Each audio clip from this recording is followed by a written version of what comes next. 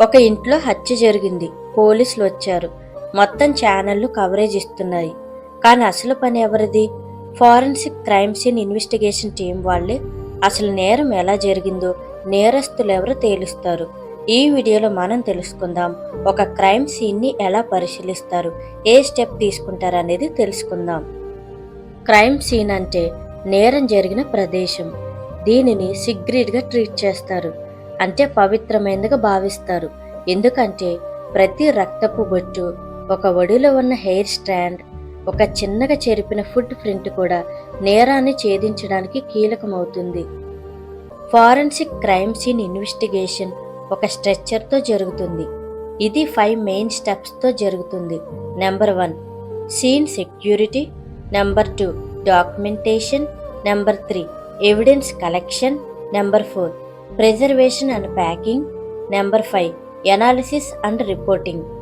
Step 1 సీన్ని secure చేయడం. బయట వాళ్ళు లోపలికి రాకుండా బౌండరీ టేప్ పెడతారు. ఎవిడెన్స్ కంటైన్మెంట్ కాకుండా గ్లౌస్, షూస్, కవర్ వేసుకుంటారు. Number 2 documentation. క్రైమ్ సీన్లో ఏమున్నా ఏదైనా డీటెయిల్స్ మిస్ కాకూడదు. అందుకే ఫొటోస్ తీస్తారు, వీడియోస్ షూట్ చేస్తారు, స్కెచ్ డ్రా చేస్తారు, లొకేషన్ వైజ్ నోటీస్ చేస్తారు. Step 3 evidence collection.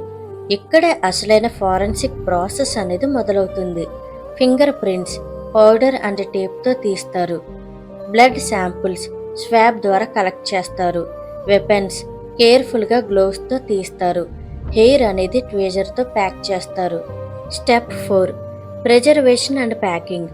కలెక్ట్ చేసిన ఎవిడెన్స్ కంటైన్మెంట్ కాకుండా స్పెషల్ బ్యాగ్లో పెట్టి లేబుల్ చేస్తారు. వాటిని చైన్ ఆఫ్ కస్టడీ ఫామ్తో అటాచ్ చేస్తారు. Step 5 analysis and lab work. ల్యాబ్కి ఎవిడెన్స్ పంపిన తర్వాత DNA టెస్ట్ చేస్తారు, బ్యాలిస్టిక్ మ్యాచింగ్ చూస్తారు, టాక్సికాలజీ రిపోర్ట్స్. ఇవన్నీ క్రైమ్ సాల్వ్ చేయడంలో కీలకమవుతుంది. ఒక చిన్న ఎవిడెన్స్ కూడా ఎంత బలమైన ఆధారం అవుతుందో చూడండి.